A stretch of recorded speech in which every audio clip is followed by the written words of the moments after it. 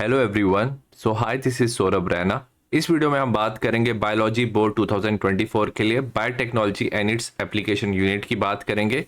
इसमें दो chapters present है, biotechnology principle and process, biotechnology and its application. तो इन दोनों चैप्टर के हम एमसीक्यूज करेंगे और मैंने इसमें जो पीवाईक्यू एमसीक्यूज हैं वो भी इंक्लूड किए हैं। इसका पीडीएफ आपको मेरे टेलीग्राम चैनल पर मिल जाएगा, जिसका लिंक डिस्क्रिप्शन में है।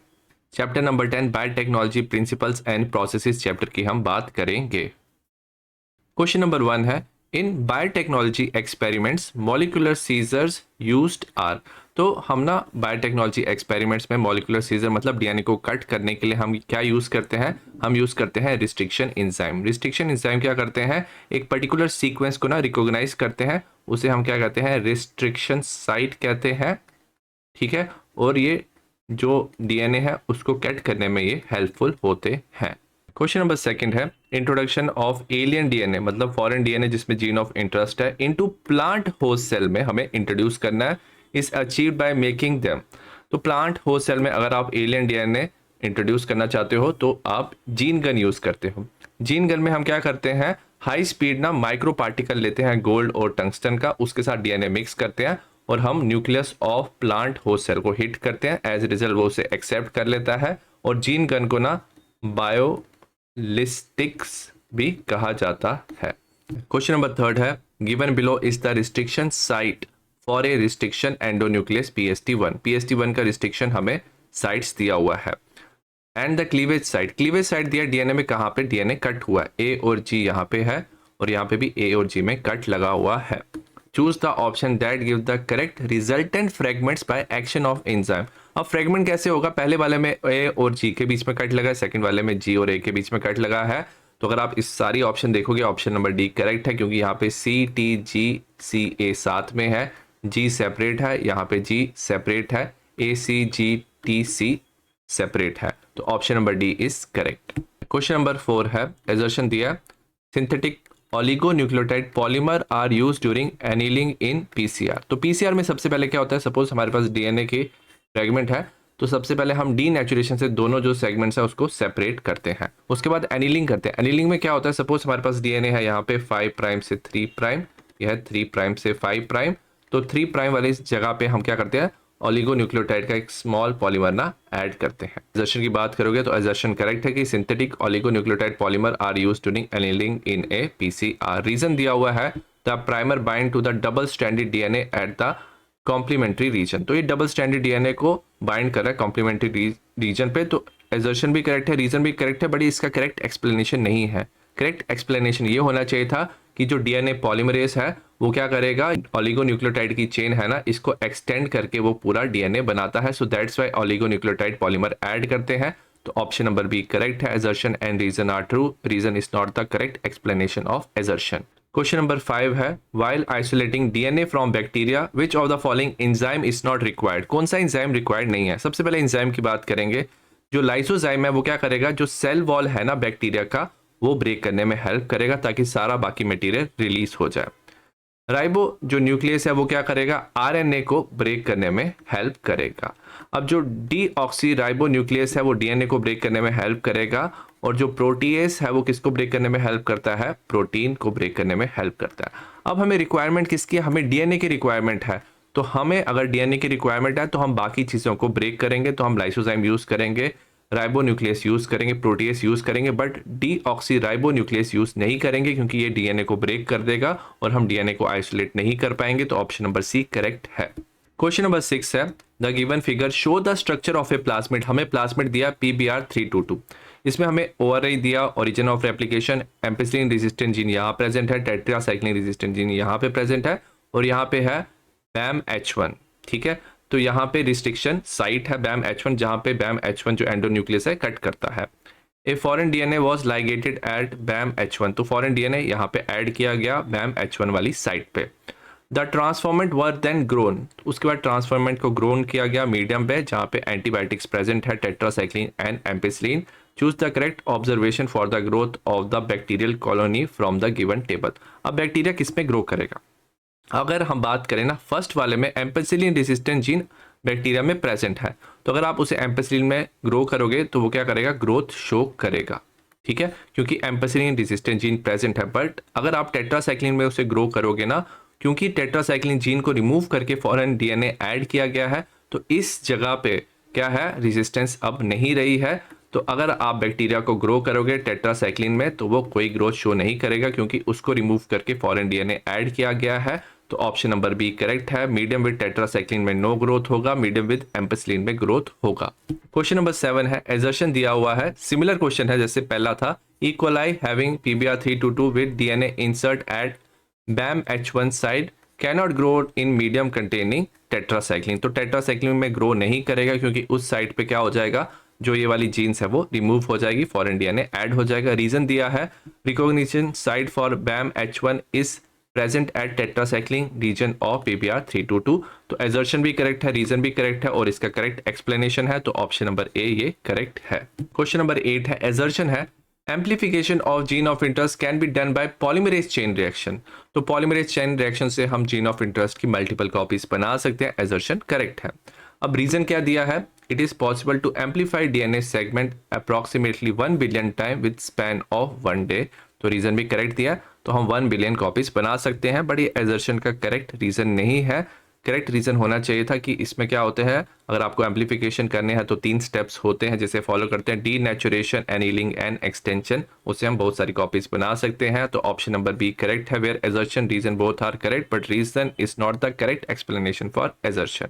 क्वेश्चन नंबर 9 है, एजर्शन दिया है, bacterial cell can be made competent by treating them with specific concentration of divalent cation. तो ये करेक्ट है। जो बैक्टीरियल सेल है ना, वो डीएनए को एक्सेप्ट नहीं करता है, तो उसे कॉम्पिटेंट बनाने के लिए हम डाइवेलेंट कैटाइन जैसे कैल्शियम 2+ यूज कर सकते हैं। रीजन क्या दिया है, the treatment of bacterial cell with divalent cation increase the efficiency with which DNA enters the bacterium through pores in its cell wall. तो रीजन भी हमें करेक्ट दिया हुआ है, क्योंकि जब आप डाइवेलेंट कैटाइन देते हो ना, तो उसकी जो एफिशिएंसी है कि वो डीएनए एक्सेप्ट कर ले, वो इंक्रीज हो जाता है, तो ज़्यादा डीएनए ट्रांसफर हो सकता है थ्रू इट्स पोर। तो एजर्शन का रीजन भी करेक्ट है, और ये करेक्ट एक्सप्लेनेशन भी है। तो ऑप्शन नंबर ए करेक्ट है। क्वेश्चन नंबर 10 है, find the correct palindromic sequence for the given DNA segment. Palindromic sequence मतलब इसी सीक्वेंस को हम उल्टा कर देंगे। तो हम 3' यहाँ पे लिखेंगे, यहाँ पे पहले टी आ रहा था, फिर लिखेंगे टी, फिर ए सी जी टी टी ए 5'। तो अगर आप इसी सीक्वेंस को उल्टा कर लेते हो, तो इसे हम क्या बोलते हैं, पैलिंड्रोमिक सीक्वेंस कहते हैं। तो ऑप्शन नंबर अगर आप बी देखोगे वो करेक्ट है। क्वेश्चन नंबर 11 है, DNA segment on gel stained with ethidium bromide. जब हम जेल इलेक्ट्रोफोरेसिस करते हैं ना, तो हमारे पास जो डीएनए की सेगमेंट आती है, उसे हम स्टेन करते हैं यूजिंग इथीडियम ब्रोमाइड। उसके बाद हम उसे व्यू करते हैं अंडर यूवी रेडिएशन, और वो अपेयर होते हैं ब्राइट ऑरेंज बैंड्स। तो ऑप्शन नंबर जो सी है वो करेक्ट है। क्वेश्चन नंबर 12 है, choose the correct pair from the following. Ligase join the 2 DNA molecule. तो पहला एक ऑप्शन हमें करेक्ट दिया हुआ है, बाकी भी देख लेते हैं। Polymerase break the DNA into fragment. जो पॉलीमरेज है वो डीएनए को ना एक्सटेंड करने में हेल्प करता है, तो ये गलत दिया हुआ है। Nucleus separate the 2 strand of DNA. तो ये भी गलत है, ये डीएनए को कट करने में न्यूक्लियस हेल्प करता है। एक्सोन्यूक्लियस में cut at specific position with in DNA. ये विद इन डीएनए कट नहीं करता, जो डीएनए है उसके टर्मिनल पोजीशन पे एक्सोन्यूक्लियस कट करता है, तो ये भी गलत है। तो ऑप्शन नंबर 1 करेक्ट है, जो लाइगेस है वो ज्वाइन करता है 2 डीएनए मॉलिक्यूल्स को। क्वेश्चन नंबर 13 है, विच of the following is A correct sequence of step in PCR polymerase chain reaction. अगर हम पॉलीमरेज चेन रिएक्शन की बात की जाए ना, सबसे पहले जो स्टेप होता है वो होता है डीनेचुरेशन। डीएनए के फ्रेगमेंट्स को सेपरेट किया जाता है हाई टेम्परेचर पे। उसके बाद ओलिगोन्यूक्लियोटाइड का चेन ना ऐड किया जाता है, small chain on both sides. उसके बाद क्या होता है, टैग पॉलीमरेज क्या करता है, डीएनए को एक्सटेंड करता है। तो ये जो 3 स्टेप्स है, ये है डीनेचुरेशन, एनीलिंग एंड एक्सटेंशन। तो ऑप्शन नंबर बी करेक्ट है। क्वेश्चन नंबर 14 है, the most important feature in a plasmid to serve as a vector in gene cloning experiment. हम ना प्लाज्मिड को एज ए वेक्टर यूज करते हैं, उसमें हम जीन ऑफ इंटरेस्ट डालते हैं, और उससे हम क्या करते हैं, जब वो वेक्टर ना मल्टीप्लाई होता है, तो हमारा जो जीन है वो भी क्या होता है, मल्टीप्लाई होता है। ठीक है, तो उसके लिए सबसे ज्यादा इंपॉर्टेंट चीज होती है ओरिजिन ऑफ रेप्लिकेशन। अब ये जो ओरिजिन ऑफ रेप्लिकेशन है ना, उसके पास हम क्या करते हैं, जीन ऑफ इंटरेस्ट लिंक करते हैं, ताकि जब वो रेप्लिकेट हो ओरिजिन ऑफ रेप्लिकेशन से, तो हमारा जीन ऑफ इंटरेस्ट भी रेप्लिकेट हो। और जो ओरिजिन ऑफ रेप्लिकेशन है, दैट शुड सपोर्ट, सबसे इंपॉर्टेंट चीज है, ये सपोर्ट करना चाहिए हाई कॉपी नंबर। ठीक है, जितना ज्यादा वो कॉपीज बनाएगा, ठीक है, प्लाज्मिड की उतना जीन ऑफ इंटरेस्ट की भी कॉपीज बनेगी, तो वो उसे हाई कॉपी नंबर सपोर्ट करना चाहिए। तो ओरिजिन ऑफ रेप्लिकेशन सबसे ज्यादा इंपॉर्टेंट फीचर है। क्वेश्चन नंबर 15 है significance of heat shock method in bacterial transformation is to facilitate. हम हीट शॉक इसलिए देते हैं बैक्टीरिया को ताकि वो क्या कर पाए, बैक्टीरिया का जो सेल वॉल है ना वो डीएनए को इजीली एक्सेप्ट कर पाए। तो ऑप्शन नंबर सी करेक्ट है, uptake of DNA through transit pores in the bacterial cell wall. तो बैक्टीरियल सेल वॉल में जो भी पोर्स है उससे जो बैक्टीरिया है वो डीएनए को एक्सेप्ट कर ले। नेक्स्ट हम बात करेंगे चैप्टर नंबर 10 की, biotechnology and its application. Question number 1 है cry genes that code for insecticidal toxin are present in. जो क्राई जीन्स होते हैं ना वो प्रेजेंट होते हैं बैसिलस thuringiensis में। दैट्स वाई हम अगर कॉटन में हमने ये जीन्स डालें तो उसे हम बीटी कॉटन कहते हैं। और जो क्राई जीन्स है ना वो एक टॉक्सिन प्रोटीन प्रोड्यूस करते हैं जिसे हम क्राई प्रोटीन भी कहते हैं। तो ऑप्शन नंबर जो डी है that is correct. Question number 2 है which one of the following is not the product of transgenic experiment. ठीक है, जो पेस्ट रेजिस्टेंट क्रॉप वेराइटी है जैसे बीटी कॉटन, ये ट्रांसजेनिक एक्सपेरिमेंट का प्रोडक्ट है। High nutritional value in grains, तो जैसे हम गोल्डन राइस में विटामिन ए की न्यूट्रिशन वैल्यू इंक्रीज कर सकते हैं, तो ये भी ट्रांसजेनिक एक्सपेरिमेंट का प्रोडक्ट है। Production of insulin bye recombinant DNA technology, तो ये ट्रांसजेनिक एक्सपेरिमेंट का प्रोडक्ट नहीं है, ये रिकॉम्बिनेंट डीएनए टेक्नोलॉजी का प्रोडक्ट है। हमें पूछा था which of following is not. ठीक है, तो ऑप्शन नंबर डी करेक्ट है। और अगर ड्रॉट रेजिस्टेंट क्रॉप की बात की जाए इसमें भी हम ट्रांसजेनिक एक्सपेरिमेंट से इसे बनाते हैं। क्वेश्चन नंबर 3 है बीटी कॉटन इज नॉट पूछा है a GM plant genetically modified, तो ये जीएम मॉडिफाइड प्लांट है। इंसेक्ट रेजिस्टेंट भी ये प्लांट है। A bacterial gene expressing system, इसमें बैक्टीरिया का जीन जो क्राई जीन है वो एक्सप्रेस होता है, वो भी करेक्ट है। रेजिस्टेंस टू ऑल पेस्टिसाइड, ये इंसेक्ट से रेजिस्टेंट होता है, not resistant to all pesticide, तो ऑप्शन नंबर डी हमारा करेक्ट आंसर है। क्वेश्चन नंबर 4 है एजर्शन है mouse is the most preferred mammal for study on gene transfer, तो ये करेक्ट है। माउस सबसे ज्यादा प्रेफर्ड होता है फॉर जीन ट्रांसफर और ट्रांसजेनिक एनिमल्स में। रीजन दिया है जो माउस है वो प्रोसेस करता है features like short oestrous cycle, gestation period, relatively short generation time, production of several offspring per pregnancy, तो रीजन भी करेक्ट है, ये एजर्शन का करेक्ट रीजन है, तो ऑप्शन नंबर ए करेक्ट है। क्वेश्चन नंबर 5 है अल्फा 1 एंटीट्रिप्सिन इज, ये एक प्रोटीन है जो यूज किया जाता है टू ट्रीट एम्फीसीमा, तो ऑप्शन नंबर डी करेक्ट है।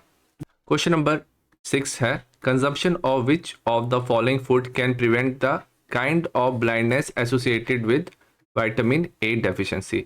विटामिन ए की डेफिशिएंसी से नाइट ब्लाइंडनेस हो सकती है और उसके लिए ना गोल्डन राइस खा सकते हैं। गोल्डन राइस एक ट्रांसजेनिक राइस होता है जिसमें विटामिन ए प्रेजेंट होता है। क्वेश्चन नंबर 7 है fearing that the child to be born may have genetic disorder, child को genetic disorder है, couple goes to doctor, which one of the following technique is used to suggested by the doctor to cure the genetic disorder।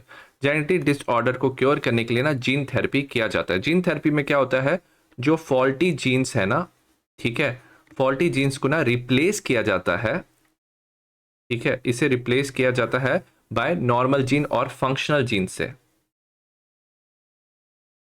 Functional gene जिससे cure किया जाता है disorder, इसे gene therapy कहते हैं। Question number 8 है one of the advantage of developing transgenic mice is that it is very useful to study vaccine safety, तो सबसे ज्यादा इंपॉर्टेंट है जो ट्रांसजेनिक माइस है ना उससे हम ना स्टडी कर सकते हैं वैक्सीन की सेफ्टी, तो ये सबसे ज्यादा इंपॉर्टेंट है, तो ऑप्शन नंबर ए करेक्ट है। क्वेश्चन नंबर 9 है the illegal and unlawful development of biomaterial without payment to the inhabitants of their origin is called as. अगर आप किसी भी कंट्री के या किसी कल्चर के आप बायो मटेरियल और उसकी क्रॉप आप यूज कर रहे हो विदाउट देयर परमिशन और इलीगली और अनलॉफुली आप अगर वो यूज करते हो किसी का बायो मटेरियल, तो इसे बायो पायरेसी कहते हैं, तो ऑप्शन नंबर डी करेक्ट है। क्वेश्चन नंबर 10 है बैसिलस thuringiensis जिसे हम बीटी स्टेन कहते हैं has been used for designing novel, तो इससे हम क्या डिजाइन कर सकते हैं, हम इससे बीटी कॉटन बना सकते हैं, बीटी ब्रिंजल बना सकते हैं, तो हम बायो इंसेक्टिसाइडल प्लांट बना सकते हैं जो इंसेक्ट रेजिस्टेंट होते हैं। क्वेश्चन नंबर 11 है C peptide of human insulin is, अगर हम बात करें ना जो ह्यूमन इंसुलिन होता है ना वो पहले ना प्रो इंसुलिन की फॉर्म में होता है, ठीक है, और इसमें ना 3 पेप्टाइड की चेन होती है A, B एंड C, और जब ये इंसुलिन क्या करता है मैच्योर करता है ना तो जो सी चेन है वो क्या होता है, सी पेप्टाइड की चेन क्या हो जाती है, रिमूव हो जाती है, और ए भी ना एक दूसरे से कंबाइन करते हैं बाय सल्फाइड लिंकेज। ठीक है, सल्फाइड लिंकेज से वो इंसुलिन बनाते हैं। तो इसका ऑप्शन नंबर सी करेक्ट है। जो सी पेप्टाइड है remove during maturation of proinsulin to insulin. Question number 12 है the site of production of ADA. ADA क्या होता है, एडिनोसिन डी अमाइनेस एंजाइम। ठीक है, अब ये जो एडिनोसिन डी अमाइनेस एंजाइम है ना, इसकी जो जीन्स होती है ना वो प्रेजेंट होती है लिम्फोसाइट में। ठीक है, तो लिम्फोसाइट ही क्या करते हैं, प्रोड्यूस करते हैं एडीए। क्वेश्चन नंबर 13 है the trigger for activation of toxin of Bacillus thuringiensis is. अगर बैसिलस थुरिनजेंसिस का जो टॉक्सिन होता है ना वो पहले ना इनएक्टिव फॉर्म में होता है। ठीक है, तो जब कोई इंसेक्ट उसे खाता है ना, ठीक है, उसके गट में क्या होता है, अल्कलाइन पीएच होता है। ठीक है, इंसेक्ट के गट में अल्कलाइन पीएच होता है जिससे ये जो टॉक्सिन है वो एक्टिवेट हो जाता है। तो ऑप्शन नंबर सी करेक्ट है। Alkaline pH of the gut से क्या होता है, एक्टिवेशन होता है टॉक्सिन ऑफ बैसिलस थुरिनजेंसिस।